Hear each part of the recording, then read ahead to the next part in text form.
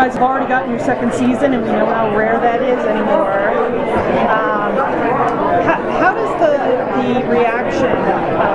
Were you surprised by it? By a second season? Well, not just by the second season, but by the fact that you guys do have a huge number of fans. We just were talking to producers about the response you've gotten from the military. Yeah. It's been pretty overwhelming. So, to me, throughout the first season, I kept holding myself back from getting excited. It's like, who knows, a lot of shows get canceled, 10 episodes might not even air. Just keep your head down, film, have a good time.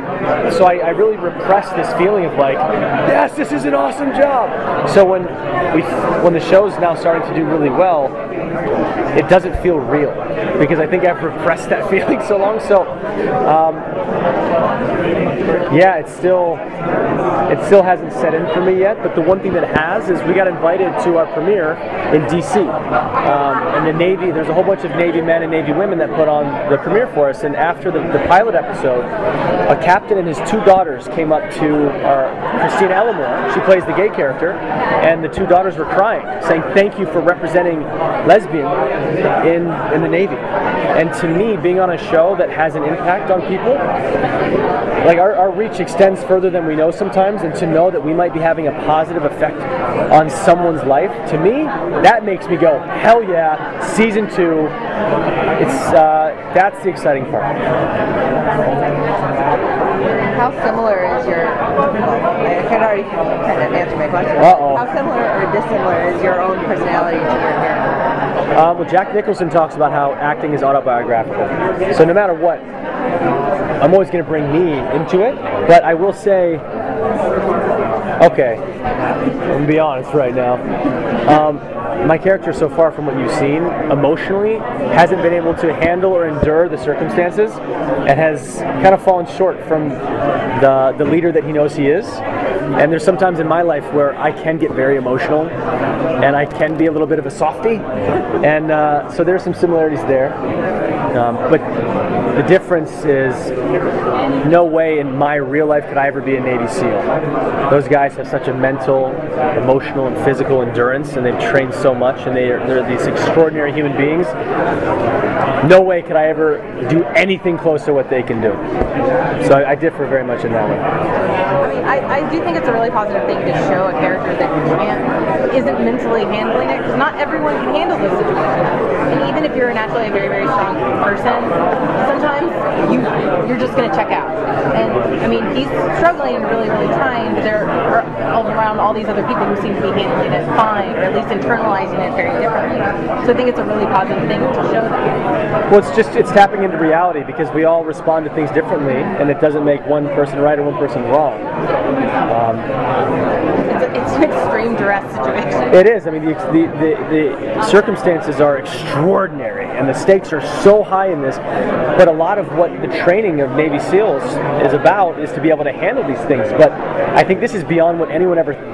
Like, who's prepared to know that the world is dying and dead? I don't think you're really prepared to know that. So, my character really gets to go along on that journey of. I think the audience can relate to seeing this experience through my eyes a lot, because I don't know how prepared anyone would be to know that their families, the people they love, everyone they've ever known is dead, and that they're possibly going to die soon too. So. Do you think it's more difficult for him because he actually leaves the ship and gets to see more of what's going on, whereas most of the ship, all they know is what they're hearing on the radio and what's going on the ship? Absolutely. Getting first-hand experience, and then watching. I've had a lot of people die in front of me on the show so far, and my character doesn't. It's a lot, and I think as the episodes unfold, we're seeing what humanity has become and the potential of the darkness that exists in all of us. We all don't have to honor it, but what we begin seeing is that a lot of people do honor it, and if that's what our world's going to become, like, what the hell's the point? And it's this idea of how do you retain hope in these situations when you've seen utter devastation, like, firsthand. So it's definitely something in my character that is weighing him down. So one of the first things we learn about your character in the show is his relationship with the lieutenant. It's sort of it's not really okay way, like it's fraternization. So, and we saw him like deal with the relationship kind of in like a bad way in the episode that they have to go out. So, are we going to see any kind of like development later on, or is it just going to be like, look, I love you, I hate you? Love is difficult. Let's just get that straight. Love isn't supposed to be easy. It's work. And I feel like this relationship really represents that. No one's going to get out of love unscathed. Love brings the most intense pain, intense joy, and it brings the intensity up. So as the season progresses, do I handle this relationship better? Because what's happened so far is that it gets in the way of my service and my responsibilities to help save humanity, which that's number one. As the season progresses, it continues to be a push and a pull, and that's all I can say. Yeah. What can you tease about the rest of the season and the obstacles that they're going to encounter? We've already seen the Russians. We've seen them run out of water. Yep. What else can you tease? Terrorists. Yeah. What else? I think an issue that comes up a lot is we start running out of men, and we have to start using a lot of our men that aren't qualified or trained. So in these situations and circumstances, people have to step up, and when people step up out of their comfort zone, it's not an easy task for them. So there's a lot of times as the season progresses where you have some characters battling this